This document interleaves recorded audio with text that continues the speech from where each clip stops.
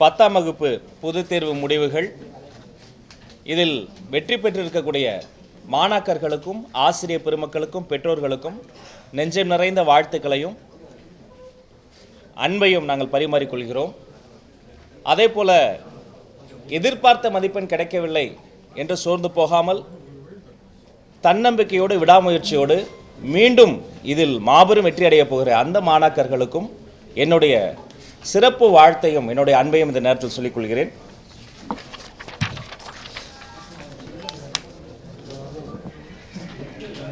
இந்த நேரத்தில்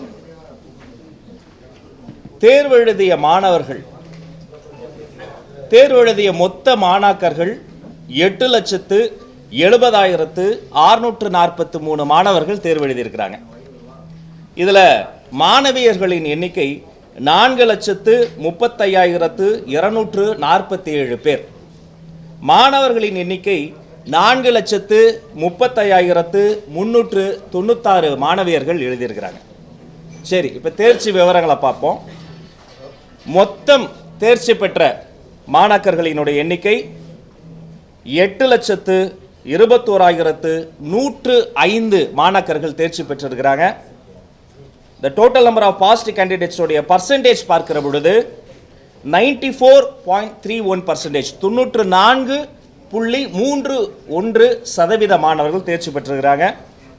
இதில் தேர்ச்சி பெற்ற மாணவியர்களினுடைய சதவீதம் பார்க்கிற பொழுது 96.47% மாணவிகள், அதாவது 4,19,891 மாணவியர்கள் தேர்ச்சி பெற்றிருக்கிறாங்க.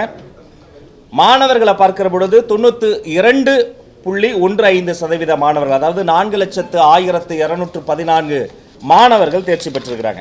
அப்ப உங்களுக்கு தெரியாத சட்டம் இல்லை, வழக்கம் போல மாணவர்களை விட மாணவியர்கள் அதிகம் தேர்ச்சி பெற்றுள்ளனர். குறிப்பாக சொல்லணும்னா 4.32% அதிகமாக மாணவர்களை விட மாணவியர்கள் தேர்ச்சி பெற்றிருக்கிறாங்க. சரி, கடந்த ஆண்டு தேர்ச்சி பெற்ற மாணவர்கள் மாணாக்கர்களினுடைய எண்ணிக்கை இப்பயும் பார்க்கிற பொழுது கடந்த ஆண்டை விட கூடுதலாக இந்த முறை 0.51% மாணவர்கள் மாணாக்கர்கள் தேர்ச்சி பெற்றிருக்கிறாங்க. 0.51% அதிகமாக இந்த முறை நமக்கு ரிசல்ட் கிடைச்சிருக்கு. மொத்த பள்ளிகளின் எண்ணிக்கை 12,407 பள்ளிகள். அதில் 100% தேர்ச்சி பெற்ற பள்ளிகள் 5,171 பள்ளிக்கூடங்கள் 100% காமிச்சிருக்கிறாங்க. 100% பாஸ் பர்சன்டேஜ் காமிச்சிருக்கிறாங்க. 5,171 5,171 ஸ்கூல்ஸ் 100% பாஸ் பர்சன்டேஜ் காட்டியிருக்கிறாங்க. அதே போல 100% தேர்ச்சி பெற்ற அரசு பள்ளிகள், number of government school score 100% pass பார்க்கிற பொழுது 1,931 அரசு பள்ளிகள் 100% தேர்ச்சியை காட்டியிருக்கிறார்கள். சரி, இப்போ இதில் அரசு பள்ளிகளினுடைய பாஸ் பர்சன்டேஜ் பார்க்கிற பொழுது, தேர்ச்சி சதவீதம் பார்க்கிற பொழுது 91.86 91.86% கவர்மெண்ட் ஸ்கூல்ஸில் பாஸ் பர்சன்டேஜ் இருக்கு. கவர்மெண்ட் எய்டட் ஸ்கூல்ஸ், அரசு உதவி பெறும் பள்ளிகளில் 94.34 94.34% இருக்கு. பிரைவேட் ஸ்கூல்ஸை பொறுத்த வரைக்கும் 98.14 98.14% இருக்கிறது. இப்போ எந்தெந்த மாவட்டங்களில் சிறப்பிடம் பெற்றிருக்கிறாங்க தேர்ச்சி சதவீதத்தில்? சிறப்பிடம் பெற்ற 5 மாவட்டங்களை இப்போ நான் சொல்ல போகிறேன். தமிழ்நாடு அளவில் 97.57% தேர்ச்சி சதவீதம் பெற்று 97.57% ஸ்கோர் பண்ணி புதுக்கோட்டை மாவட்டம் முதலிடத்திலும், அதைத் தொடர்ந்து 97.54% 97.54% சிவகங்கை அதற்கு அடுத்த இடத்திலும், 97.41 97.41% தஞ்சாவூர் மூன்றாவது இடத்திலும், 97.31 97.31% திருச்சி மாவட்டம் அதற்கு அடுத்த இடத்திலும், 97.30 97.3 கன்னியாகுமரி மாவட்டம் அதற்கு அடுத்த இடத்திலும் இருக்கிறாங்க. திரும்ப மாவட்டங்களின் இதை மட்டும் சொல்ற, சிறப்பிடம் பிடித்த 5 மாவட்டங்கள் புதுக்கோட்டை, சிவகங்கை, தஞ்சாவூர், திருச்சி, கன்னியாகுமரி. புதுக்கோட்டை 97.57%, சிவகங்கை 97.54%, தஞ்சாவூர் 97.41%, திருச்சி 97.31%, கன்னியாகுமரி 97.30%. அதே போல் அரசு பள்ளிகள் சிறப்பிடம் பிடித்த 5 மாவட்டங்கள்: சிவகங்கை 97.42%, புதுக்கோட்டை 97.09%, தஞ்சாவூர் 96.89%, ராமநாதபுரம் 96.78%, திருச்சி 96.48%.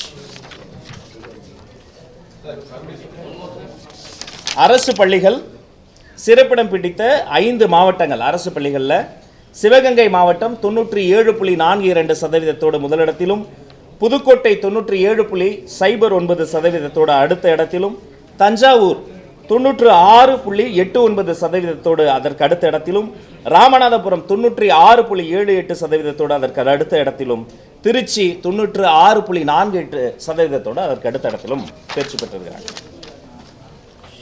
மாற்றுத்திறனாளிகளை மாண்புமிகு தமிழ்நாடு முதலமைச்சர் சி. ஜோசப் விஜய் அவர்கள் சமூகத்தை மாற்றும் திறனாளிகளாக பார்க்கிறார். அவருடைய அமைச்சரவை கீழேயே, அவருடைய அமைச்சுக்கிலேயே அவங்களை வைத்திருக்கிறார். தேர்வு எழுதிய மாற்றுத்திறனாளி மாணாக்கர்களினுடைய மொத்த எண்ணிக்கை 13,292. இதில் தேர்ச்சி பெற்ற மாற்றுத்திறனாளி மாணாக்கர்களின் எண்ணிக்கை 11,416. 85.89%, 85.89% மாற்றுத்திறனாளி மாணாக்கர்கள் தேர்ச்சி பெற்றிருக்கிறார்கள்.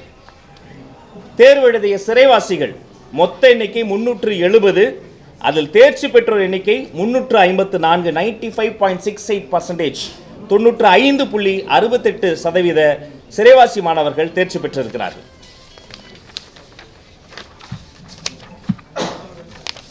இதில் வெற்றி பெற்றிருக்கிற அந்த மாணாக்கர்களுக்கு, அவர்தம் ஆசிரியர் பெருமக்களுக்கு, பெற்றோர்களுக்கு, பள்ளிக்கூடங்களுக்கு, அவர்களுக்காக அரும்பாடுபட்டு உழைத்த அதிகாரிகளுக்கு, அன்பர்களுக்கு, நண்பர்களுக்கு நல்வாழ்த்துக்களை நாங்கள் சொல்லிக் கொள்கிறோம்.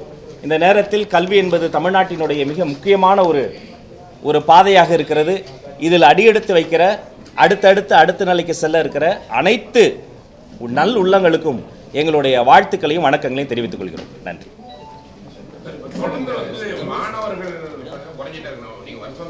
என்ன ஸ்டெப் எடுத்திருக்கீங்க?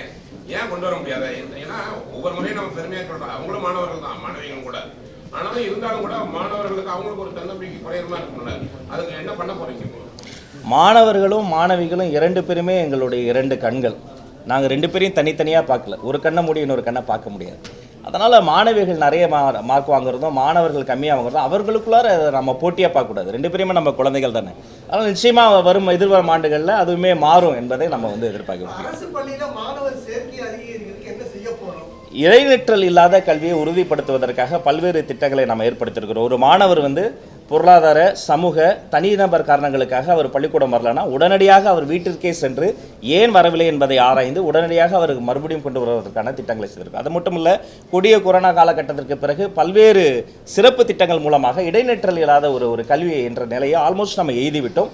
எனவே எல்லா ஒரு மாணவர் கூட மிஸ் ஆகிடக்கூடாதுன்னு, அது ஒரு பெரிய ஒரு மலை போன்ற ஒரு டெரெயினில் இருக்கக்கூடிய மாணவராக இருக்கலாம், கஷ்டத்தில் இருக்கக்கூடிய ஒரு மாணாக்கராக இருக்கலாம், யாராக இருந்தாலும் மிஸ் அவுட் ஆகக்கூடாதுன்னு இன்க்ளூசிவாக அவங்க அத்தனை பேரையுமே உள்ள கொண்டு வந்து.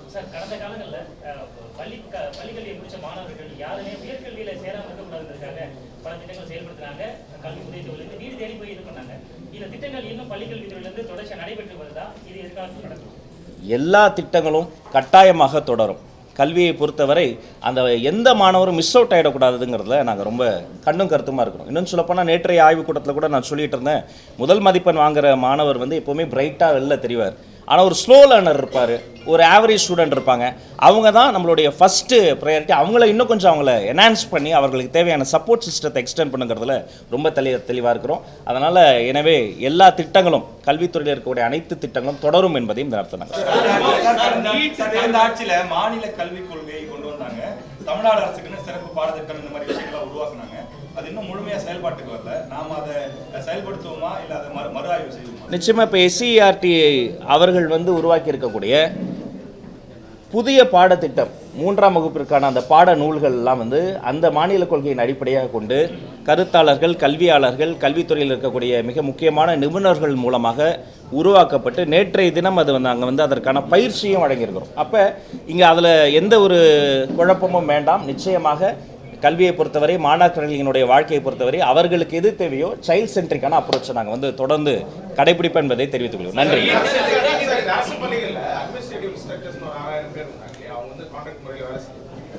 அவங்களுக்கு வந்து இப்போ எவ்ரி இயர் வந்து மே மாதமும் கான்ட்ராக்ட் இருக்கிறோம். ஆனால் இது வரைக்கும் அவங்களுக்கு ஆகலை. அது இல்லாமல் ஏப்ரல் மாதம் வந்து அவங்களுக்கு சம்பளம் வரல. இந்த மாதிரி கோரிக்கைகள்லாம் அவங்களுக்கு சொல்லியிருக்காங்க சார். இது எப்படி பார்க்குறீங்க? நிறைய கோரிக்கைகள் அது மாதிரி வந்திருக்கு. இது மாதிரி அக்ரிமெண்ட் பேஸ்டு கான்ட்ராக்டர்ஸுடைய கோரிக்கைகள்லாம் நாங்கள் வந்து சீராய்வு செய்து கொண்டு இருக்கிறோம். அதிகாரிகளோடு கலந்து பேசி அனைவருக்கும் ஒரு நல்ல முடிவை நாங்கள் சொல்லுவோம்.